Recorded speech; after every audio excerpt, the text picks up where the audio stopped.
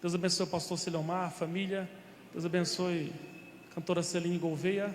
Deus abençoe o Elias, que está ali conosco, está me acompanhando. E eu vi a Drica ali, Deus abençoe. Ela é a linda senhora de uma das nossas principais igrejas. Deus abençoe. Apocalipse capítulo 1, verso 9, 10 e 11. Eu estou com a King James, tá? Por isso que vai dar uma... Mas a Bíblia diz assim: Eu, João, que também sou vosso companheiro na aflição e no reino, e na perseverança em Jesus Cristo. Eu estive preso na ilha chamada Patmos, por causa da palavra de Deus e pelo testemunho de Jesus.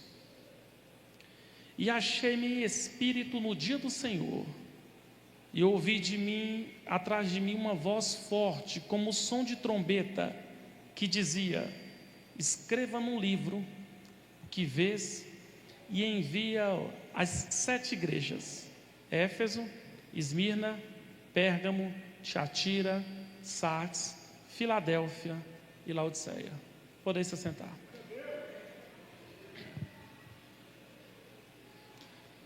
Queridos, certamente o tema mais falado nos últimos dias, inclusive no meio cristão, é um tema que vai falar, ensinar e pregar sobre a volta de Jesus.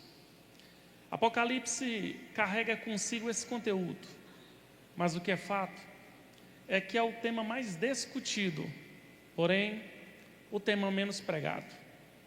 Eu costumo dizer que Apocalipse não é um livro para qualquer um ou qualquer uma.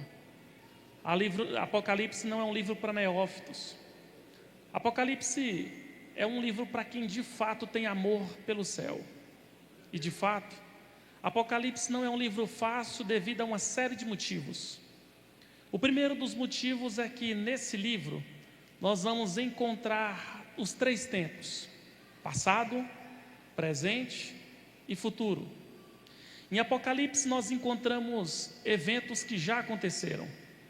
Em Apocalipse nós encontramos eventos que estão acontecendo nesse exato momento.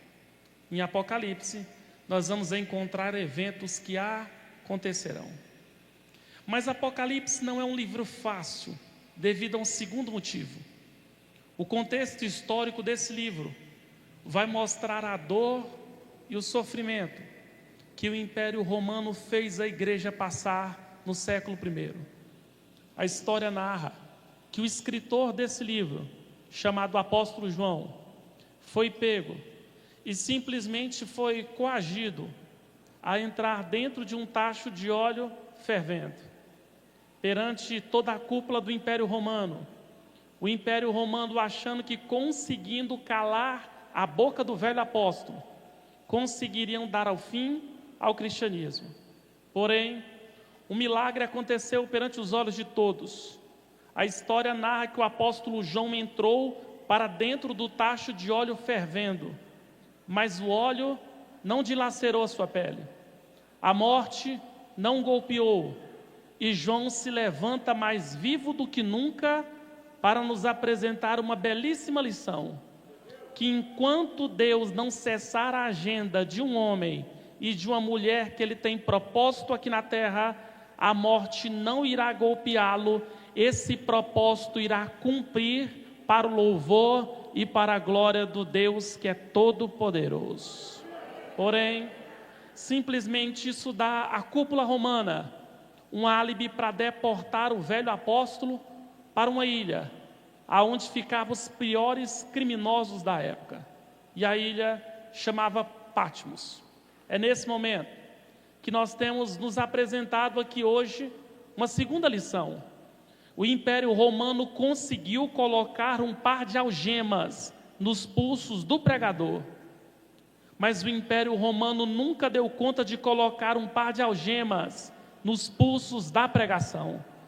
O Império Romano conseguiu prender o mensageiro, mas o Império Romano jamais conseguiu prender a mensagem, porque na ótica do reino de Deus, sempre a pregação será bem maior do que o pregador, sempre a mensagem será maior do que o mensageiro, Sempre o Deus que é louvado será maior do que o ministério de louvor. E sempre o Deus da igreja será maior do que a igreja de Deus, porque nós servimos a um Deus que não tem altura, não tem largura, não tem profundidade. Um Deus que é soberano no céu, na terra e debaixo da terra. Um Deus que a Bíblia vai nos mostrar que simplesmente quando Ele se levanta, não tem demônio, não tem anjo que tenha coragem de atravessar a sua frente. E é por isso que Ele grita em Isaías capítulo 43, verso 13: quem é que pode escapar das minhas mãos? Porque operando eu, quem é que vai atravessar a minha frente?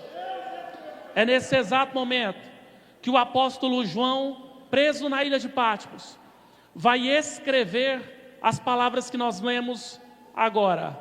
Ele começa passando um relatório. Ele disse: eu, João, que também sou vosso irmão na aflição e no reino, eu estive na ilha chamada Patmos por causa da palavra de Deus e pelo testemunho que eu dei acerca de quem Jesus era. Isso é impressionante. João foi preso, não foi por causa da sua posição política. João foi preso, não foi por causa de mensagens no WhatsApp. João foi preso, não é por causa das suas divulgações em canais do YouTube. João foi preso por causa do nome de Jesus. Ele pregou às pessoas: Jesus Cristo salva, Jesus Cristo cura, Jesus Cristo liberta. Eu estive com Ele, eu vi a sua doutrina maravilhar multidões, eu vi Ele levantar quem estava caído, eu vi Ele curar quem estava doente, eu vi Ele dizer que ia voltar para Jerusalém, e Ele iria ser entregue nas mãos dos homens. Mas no terceiro dia, a notícia se explode em Israel: o túmulo foi aberto, e ele não foi aberto pelo lado de fora, ele foi aberto pelo lado de dentro. Eu vi Jesus Cristo ressuscitar do meio dos mortos, e a prova disso é que esta igreja está viva para o louvor e para a glória de Jesus. É aquilo que eu disse: nós não podemos abrir a boca para dizer que o melhor de Deus está por vir. O melhor de Deus já veio na cruz do Calvário. A partir de agora, nós vamos para a Nova Jerusalém, para o louvor e para a glória de Deus. Mas é nesse exato momento que João, preso na ilha chamada Patmos, ele disse que ouviu uma voz que lhe chamava pelo nome. João disse que se virou para ver quem com ele conversava. Ele disse que viu um ser. Ele narra exatamente assim: semelhante ao Filho do Homem. João foi ousado e olhou nos seus pés. Ele disse que seus pés eram semelhantes a bronze polido ou a latão reluzente. João foi mais ousado e observou simplesmente como era a sua roupa. João disse que seu vestido era da mesma cor do seu cabelo, branco como a lã, ao mesmo tempo branco como a neve. E João foi mais ousado ainda. Ele teve coragem de olhar esse ser dentro dos olhos, e ele narra dizendo que os seus olhos, a sua estrutura ocular, não eram iguais às minhas e nem às suas. João chega a dizer que eram duas chamas que pegavam fogo. É nesse momento que ele fica em estado de tremor e de temor. Ele se joga nos pés daquele ser. Aquele ser se aproxima de João, levanta a sua mão e coloca a sua mão sobre o seu ombro direito e disse: João, não fique com medo. Quem está falando com você é o que esteve morto, mas hoje está vivo. Quem está falando com você não tem começo, não tem meio e não tem final.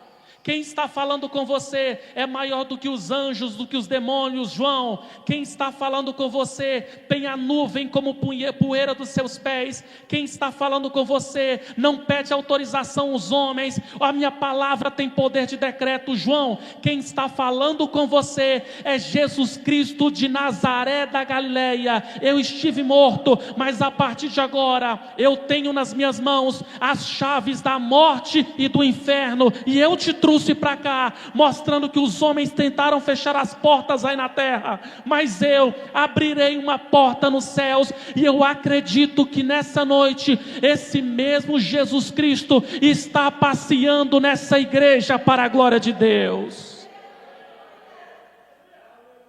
Jesus olha dentro dos olhos do seu servo e emite uma ordem. E a ordem é essa: João, o que você vai ver daqui para frente, escreve tudo e coloca no livro. E envia as 7 igrejas que estão na Ásia Menor: a Éfeso, a Esmirna, a Pérgamo, a Tiatira, a Sardes, a Filadélfia e a Laodiceia. É nesse contexto que João vai se despedir do capítulo 1, nos apresentando uma última lição. João observou que nas mãos de Jesus, na sua mão direita, estavam 7 estrelas. Ele observou que na sua mão esquerda estavam 7 candelabros. João ficou em estado de dúvida, e Jesus, percebendo a dúvida de João, se faz o próprio hermeneuta do texto e disse: João, está vendo as 7 estrelas nas minhas mãos? Está vendo os 7 candelabros nas minhas outras mãos? Pois bem, João, as 7 estrelas são os 7 pastores da igreja. E os 7 candelabros são as 7 igrejas. É nesse momento que o capítulo 1 se finaliza e entramos no capítulo de número 2. Porque o capítulo de número 2 nós temos a mensagem que Jesus enviou à igreja de Éfeso. Éfeso era um lugar complexo. Há quem diga que aquele lugar era tão difícil que a moral dos animais era superior à moral dos seres humanos. Mas a Bíblia diz que Deus, na sua graça, planta uma igreja naquele lugar. E agora, esta igreja vai receber a sua 4ª carta. O interessante é como Jesus se apresenta à igreja. Ele começa dizendo assim: quem está falando com vocês é o santo e o verdadeiro. Quem está falando com vocês tem na sua mão direita as 7 estrelas. Quem está falando com vocês na mão esquerda tem os 7 candelabros. Sabe o que ele está dizendo? É importante vocês entenderem que a igreja não está na palma das mãos dos homens. É importante vocês entenderem que quem dirige a igreja não são os homens. É importante vocês compreenderem que quem morreu pela igreja não foi Sócrates, não foi Platão, não foi Aristóteles, e não custa relembrar que aconteça o que acontecer, você não pode se esquecer, esta igreja faz parte não do projeto da terra, ela faz parte do projeto de Deus, e Jesus fez uma promessa para esta igreja: esta é a minha igreja, e as portas do inferno jamais prevalecerão contra ela. Todo homem, toda mulher, todo jovem, todo adolescente que está aqui, está nas mãos de Jesus Cristo. A Ele seja a honra e a glória aqui nessa noite. Jesus começa para aquela igreja dizendo assim: eu elogio em vocês algumas coisas. Primeiro, Jesus elogiava a perseverança daquela igreja. Jesus simplesmente vai elogiar a fé da igreja. Jesus vai elogiar a paciência da igreja. Mas tem uma palavra que merece destaque: Jesus elogia o trabalho da igreja de Éfeso. E a palavra grega para trabalho ali é kopos, com K. Sabe o que significa? Igreja que trabalhava até o suor cair do rosto. Essa era a igreja de Éfeso. Uma igreja trabalhadora. Trabalhava pelo crescimento da igreja, tanto espiritual quanto financeiro, e orgânico e numérico. Quem é que não queria congregar lá? Quem é que não queria ter uma carteirinha dessa igreja? Mas o interessante é que Jesus vai emitir uma dura crítica a essa igreja. Em Apocalipse capítulo 2, na altura do verso 4 e 5, ele vai dizer: eu porém tenho uma coisa contra vocês, que vocês abandonaram o primeiro amor. É nesse momento, senhores, que minha mente meio que entra em paradoxo. Porque como é que Jesus elogia uma igreja por ser trabalhadora? Como é que Jesus elogia uma igreja por ser uma igreja paciente? Por ser uma igreja de uma boa teologia, de uma boa ortodoxia, que provava os obreiros antes de colocar simplesmente em cima do púlpito? Como é que Jesus olha para essa igreja e diz assim: vocês já não me amam como amavam no início da sua fé? E talvez a resposta mais interessante, eu encontrei de um amigo que prefaciou meu primeiro livro. O pastor Hernandes Dias Lopes me disse uma certa feita algo que eu nunca vou esquecer. Ele me disse assim: Stálio, o contexto da igreja de Éfeso se assemelha a uma esposa casada com o marido e faz tudo pelo marido por rotina e por obrigação, mas já não amava como amava no início do casamento. Senhores, e se esta for a resposta correta, nós temos um problema sério para ser tratado. Sabe qual? Significa que se nós vimos para a igreja e ficarmos mais atentos ao pregador do que à pregação, mais o ministério de louvor do que o Deus que é louvado, ficarmos mais atentos à estrutura dos homens do que simplesmente o que os céus fazem entre nós, nós estamos caídos na fé. E por que eu digo isso? Porque se eu sentasse com você, olhasse para você e te perguntasse assim: você está sabendo quem caiu? O que é que viria sobre a sua cabeça? Um deslize sexual? Um pecado de adultério? Prostituição? E se eu disser para você que para Jesus o caído não é quem faz essas coisas? E se eu disser para você que o caído é aquele que o coração já não arde pela presença de Deus? Jesus olha para a igreja e diz assim: lembra-te de onde caístes, arrepende-te e volta a praticar as primeiras obras. Eu não sei quanto tempo você tem de fé, mas Jesus está gritando no nosso meio aqui nessa noite: volta a orar, volta a clamar, volta a jejuar, volta a arder na minha presença, porque você caiu, mas eu te levantei. Você esteve triste, mas eu te alegrei. Você pensou em parar, mas eu te dei força. O propósito ainda está de pé, ainda tem promessa de Deus na tua vida. Voltamos a queimar pela presença dEle. Olhe bem para cá. Eu acabei de sair sobre um estudo profundo sobre essa igreja chamada Assembleia de Deus. Senhores, eu ouvi e li coisas impressionantes. Você sabe o que mais me chocou? Um dos fundadores desta igreja narra que caminhou 14 quilômetros dentro da floresta amazônica para visitar um culto liderado pelas mulheres.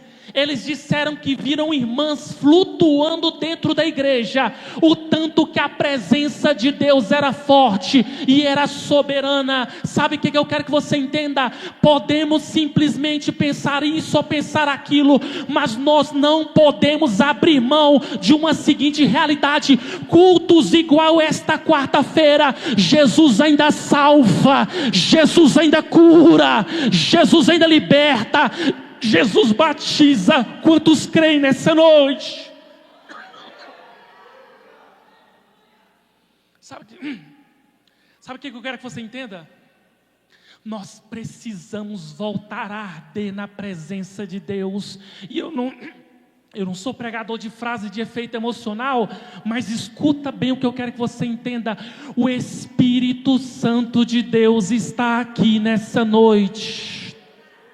O Espírito Santo de Deus está soprando da sua graça aqui nessa noite. Volta a pregar, volta a cantar, volta a liderar, volta a colocar as tuas mãos na cabeça de pessoas. Bota Satanás para correr, porque as tuas cordas vocais são instrumentos poderosos na mão daquele que fez os céus e a terra. Olha bem para cá. Sabe o que eu disse para alguém semana passada? O lugar mais seguro da terra é você assumindo o chamado que Deus tem na sua vida. Tem pessoas que pararam de pregar por motivos banais. Me perguntaram num podcast lá no Maranhão: qual o perfil dos cristãos hoje? Resposta: alguns são espiritualmente fortes, mas emocionalmente fracos. Eles oram, jejuam, mas simplesmente grita por qualquer coisa, perde a paciência por qualquer coisa. E eu tenho uma palavra de Deus: volta a se levantar na presença de Deus, volta a assumir o teu chamado, volta a cumprir o teu propósito, porque tudo que tiver travado vai se destravar para o louvor e para a glória de Deus. Segunda carta à igreja de Esmirna. Se você me perguntasse assim, Starley, qual era o gosto de congregar em Esmirna? Eu te falo, simplesmente amargo. Sabe por quê? O nome Esmirna existe por causa de uma planta chamada mirra. Sabe o que Jesus profetizou para essa igreja? Vocês têm que ficar atentos, porque Satanás vai pressionar vocês 10 dias seguidos. Sabe o que a história nos mostra?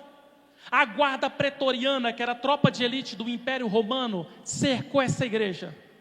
Eles arrancaram 1.200 crentes de um culto, levaram para o alto do Monte Pagos, colocaram espada no pescoço de crentes, semelhante a esse que está do seu lado, e fizeram a seguinte proposta: nega que Jesus é Senhor e confessa César, o imperador romano, como Senhor no lugar de Jesus.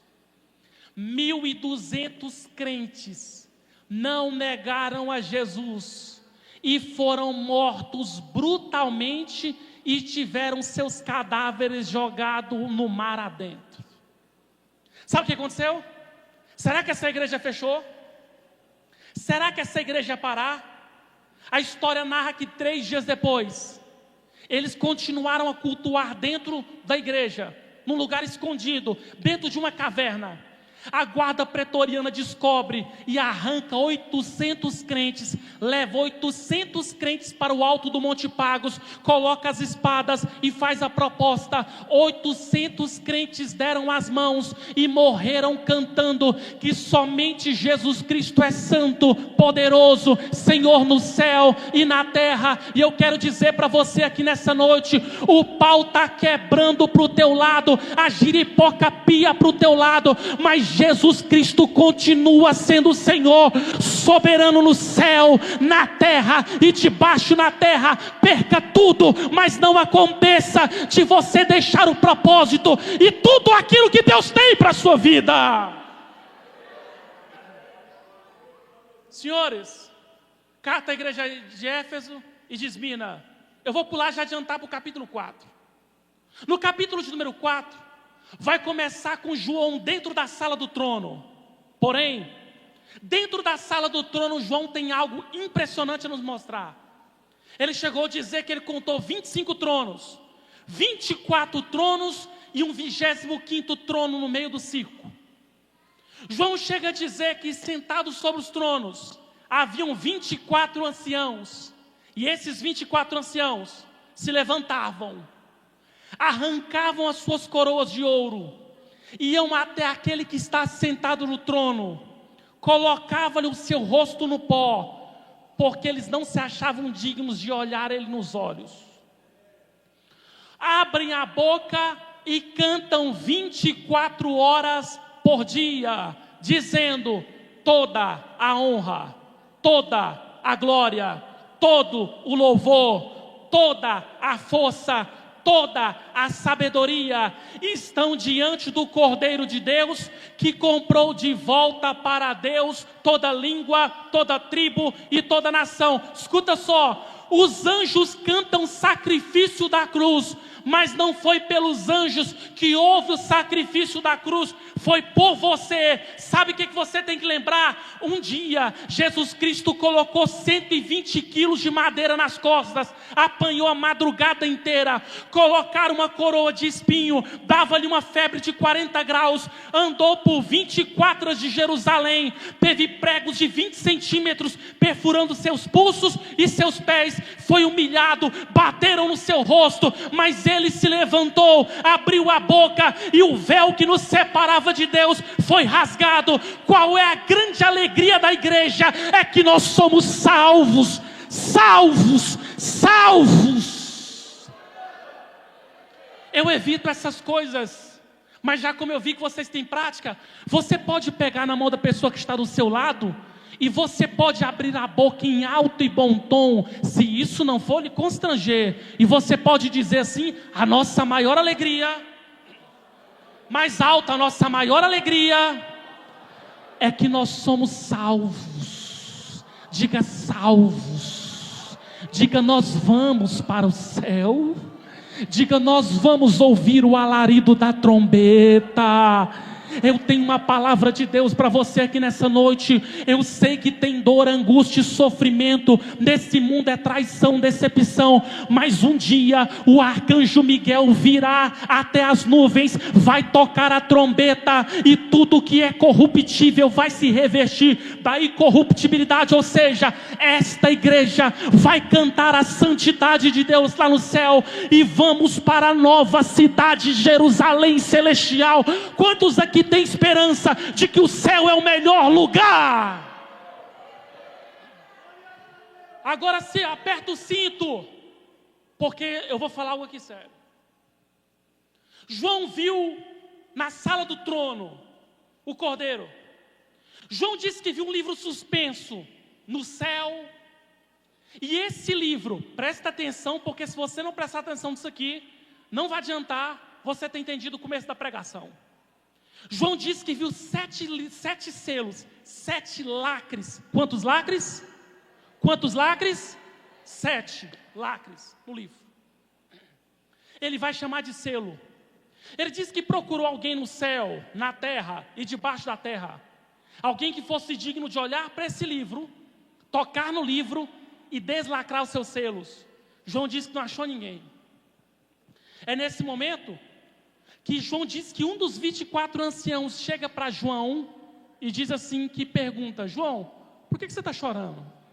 João, o leão da tribo de Judá, a raiz de Davi, ele esteve morto e ressuscitou. João, não tem livro que ele não abra, não tem selo que ele não deslacre, e o meu coração queima para falar para alguém aqui: não tem muralha que ele não derruba, não tem demônio que ele não bota para correr, não tem enfermidade que ele não expulsa, não tem Golias que ele não joga no chão. Mas eu tenho uma palavra para alguém aqui: vai depender do teu poder de perseverar. Deus não tem interesse em saber quantos vão sair do Egito, Ele tem interesse em saber quantos vão chegar em Canaã. Não é se você vai começar a campanha, é se você vai até o último dia da campanha, dizendo: Senhor, simplesmente teve motivos para não vir, mas eu estou de pé, eu não desisti, a vitória será minha. É nesse momento que chegamos no capítulo 6, olha bem para cá. O capítulo 6 de Apocalipse vai ter algo impressionante. Porque o capítulo 6 de Apocalipse até o capítulo 19 vai cumpriciar uma profecia que Jesus falou em Mateus 24, em Marcos 13 e em Lucas 21. Qual profecia, Starley? Jesus disse que serão os piores dias da civilização humana. Olha para cá. Será que porventura ele não estaria falando hipérbole? Será que porventura ele não estaria exagerando? Porque Jesus chega a dizer que serão dias de choro e de ranger de dentes. Ele chega a dizer que nesses dias haverão lágrimas.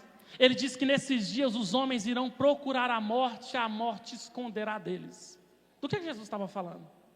Primeira consideração: João chega a dizer que o cordeiro, que é Jesus, pegou o livro e ele abriu o primeiro selo. João chega a dizer que quando ele abre o primeiro selo, ele viu brotar no céu o cavaleiro de cor branca. E esse cavaleiro simplesmente vem com um cavalo da mesma cor. E pensa num cavaleiro e um cavalo que tem divergência entre os teólogos. Sabe por quê? Porque alguns acreditam que o cavalo de cor branca simplesmente será o anticristo. Outros acreditam que será Cristo. E eu acredito que não vai ser nenhum dos dois, porque o anticristo só vai aparecer no capítulo 11, a partir do verso 33. Eu acredito também que não seja Cristo, porque a Bíblia diz que esse cavaleiro vai ter uma coroa, e a palavra grega ela é diadema, diferente da palavra grega Stefanos, que aparecerá para Cristo em Apocalipse 19:14. Então, se não será o Cristo, não será o anticristo, será quem? Resposta: um sistema que trará uma paz, mas é uma paz que tem data para começar e terá data para terminar. Sabe por quê? Só tem um que consegue te fornecer uma paz que tem data para começar e não termina jamais. Quem é ele? Isaías capítulo 9, verso 6. Por isso nos alegremos, um menino se nasceu e um filho se nos deu, e o principado está sobre os seus ombros, e o seu nome será chamado de maravilhoso, conselheiro, Deus forte, Pai da eternidade e príncipe da paz. Somente Jesus Cristo consegue dar uma paz que o álcool não dá, que a cachaça não dá, que simplesmente a sua dependência não dá. Somente Jesus Cristo consegue fornecer paz, e eu recebo a autoridade de Deus para dizer: receba a paz de Deus aqui nessa noite. Por que você pediu para a gente apertar o cinto, Starley? Porque o problema não é sobre o primeiro selo. João disse que o Cordeiro, que é Jesus, vai deslacrar o selo. Segundo, e ele disse que viu brotar no céu o cavaleiro de cor vermelha. Esse cavaleiro já demonstra o que ele fará. Ele vai derramar sangue. João chega a dizer que ele trará uma espada. João chega a dizer que ele vai retirar a paz da terra. Vou falar agora como professor de história. Quando você pega, por exemplo, a Segunda Guerra Mundial, de 1939 a 1945, você vai ver que o principal protagonista, chamado Hitler, derramou e golpeou com a morte só de judeus quase 4 metrópoles da cidade de Goiânia. Sabe como é que foram as mortes? As mais truculentas. Hitler ordenou com que algumas mulheres grávidas, judias, tivessem as suas barrigas abertas, arrancasse o feto, colocasse rato vivo, sem anestesia, porque na ótica dele, era melhor uma judia carregar um rato do que carregar um filho. Hitler ordenou com que os judeus entrassem para dentro de salas iguais a essa, e pelos orifícios da sala, saíssem simplesmente gases que matavam os judeus mortos, asfixiados, e a pele deles era utilizada para fazer sabão. Irmãos, tudo isso aconteceu com a igreja e o Espírito Santo aqui na terra. Você lembrou? O cavaleiro de cor vermelha vai retirar toda a paz da terra. Homens vão matar homens, pais vão matar filhos, filhos vão matar pais, porque tudo isso acontecerá porque hoje os homens rejeitam o príncipe da paz. Aperta o cinto. João disse que viu brotar nos céus o cavaleiro de cor preta, enquanto o cavaleiro de cor branca trará um arco nas mãos, enquanto o cavaleiro de cor vermelha vai trazer uma espada. João chega a dizer que o cavaleiro de cor preta vai trazer uma balança nas mãos. Starley, qual será a área de jurisdição do cavaleiro de cor preta? Resposta: ele vai trabalhar na economia. O interessante é que Apocalipse capítulo 6, verso 5 e verso 6, vai dizer que a inflação será tão grande, mas tão grande, que na grande tribulação, um prato de comida vai simplesmente valer a diária de um trabalhador braçal aqui. Vou trocar por miúdos.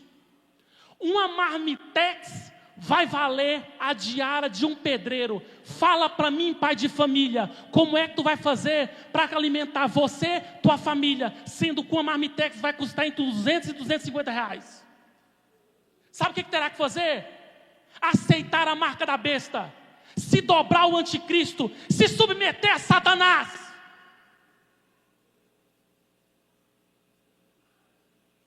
Eu falei para você apertar o cinto, porque embora o cavaleiro de cor branca trará um arco, embora o cavaleiro de cor vermelha trará uma espada, embora o cavaleiro de cor preta vai trazer uma balança, mas o pior dos cavaleiros, o mais macabro deles, vai aparecer agora. O cavaleiro de cor amarela. Apocalipse 6:8. João chega a dizer que ele vai brotar nos céus, mas o cavaleiro de cor branca não tem nome, o de cor vermelha não tem RG, o de cor preta não tem CPF, o cavaleiro de cor amarela, esse tem nome, esse tem RG e esse tem CPF. A Bíblia diz que a morte virá sentada sobre ele. E para a teologia bíblica, senhores, a morte é uma pessoa. Eu disse nessa semana, ontem para o meu vice-presidente, A morte nivela todo mundo. Para a morte não tem rico e nem tem pobre. E quando a gente tem muito dinheiro, o máximo que a gente consegue fazer é dar um bom enterro para a pessoa. João chega a dizer que a morte virá sentada sobre o cavaleiro de cor amarela. Enquanto a arma do cavaleiro de cor branca é um arco, do de cor vermelha é uma espada, do de cor preta é uma balança, a arma do cavaleiro de cor amarela será o próprio inferno. E é claro que a figura da morte do inferno aqui é um pleonasmo, porque na grande tribulação, Celine, a morte vai derrubar o corpo e o inferno vai arrebatar a alma. Fique de pé. E talvez você pense assim, o Starley não estava brincando quando ele disse que essa mensagem aí. Mas eu vim aqui não foi para colocar medo em ninguém. Eu vim aqui para te dar uma boa notícia. Quando o cavaleiro de cor branca, vermelha, preta e amarelo eclodir nos céus,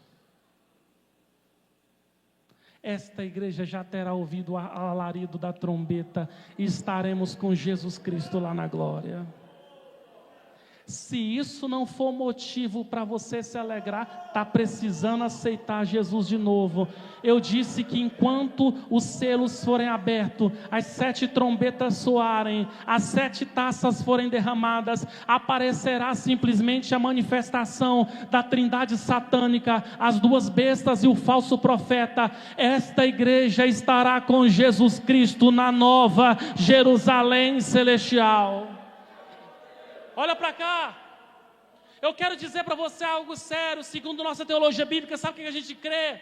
A gente crê que quem enxerga com miopia aqui, com o corpo glorificado, vai enxergar perfeitamente. Quem anda de cadeira de rodas aqui, lá na Nova Jerusalém, vai voltar a andar perfeitamente. Quem sofre de depressão aqui, fica tranquilo e tranquila, porque Deus enxugará dos nossos olhos toda lágrima e toda dor, e nós estaremos com Jesus Cristo pelo século dos séculos.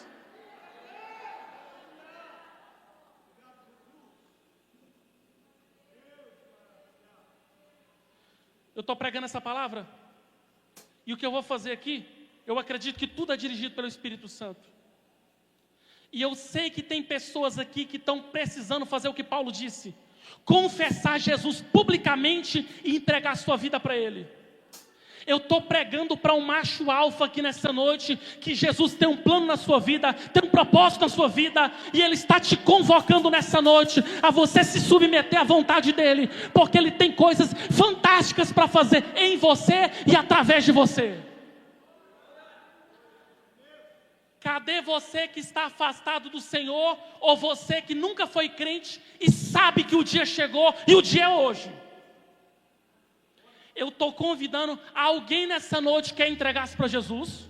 Eu fiz o convite específico para alguém que Deus está tocando no meu coração, mas eu também quero fazer o convite para uma moça aqui. Se você quiser aceitar Jesus, levanta a sua mão, porque eu e esta igreja vamos orar, e um anjo vai escrever o seu nome no livro da vida, e o Espírito Santo vai dirigir você aqui a partir de hoje.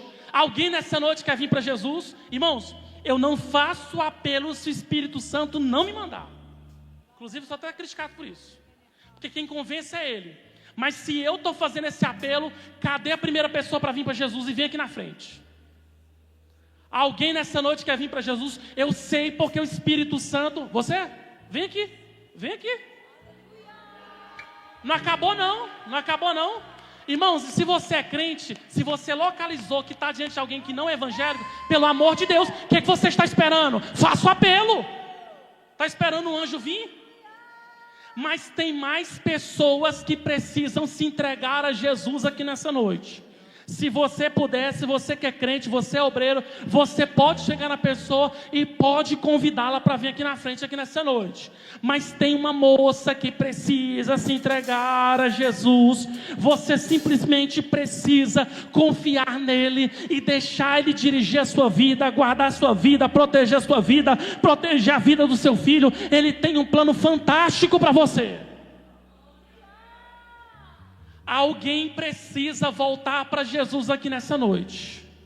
Alguém mais precisa voltar para Jesus nessa noite. Eu só estou insistindo porque o Espírito de Deus está me dizendo que nessa noite tem alguém que está me ouvindo, que você é amada por Jesus Cristo, e nesta noite Ele está dizendo para você: eu quero ser o teu pastor e a minha presença jamais te faltará. Alguém nessa noite, levante sua mão. Alguém nessa noite quer voltar para Jesus? Alguém nessa noite quer se entregar a Jesus? Alguém nessa noite quer entregar-se aos braços do Mestre e permitir Ele conduzir a sua vida? Oh, Espírito de Deus, estenda as mãos para cá, vamos orar por esse jovem. Irmão, se você fazer assim, eu acho que você está duvidando. Levante as mãos assim. Aqui, mas nada se comparará com a glória que há de vir. Senhor Jesus, nessa noite eu entrego toda a minha vida, meu espírito, a minha alma e o meu corpo. Espírito Santo, mora dentro do meu coração. Guarda a minha vida, protege a minha vida, para a glória do teu nome. Oh Deus, em nome de Jesus Cristo, que o inferno perca aqui nessa noite. Oh Espírito de Deus, eu peço a Ti, Senhor, toma a vida do Paulo em Tuas mãos aqui, para a glória do Teu nome. Ó Espírito Santo de Deus, eu peço a Ti a Tua graça e a Tua misericórdia. Senhor Jesus, eu peço a Ti, Espírito Santo, mora no coração dele aqui nessa noite.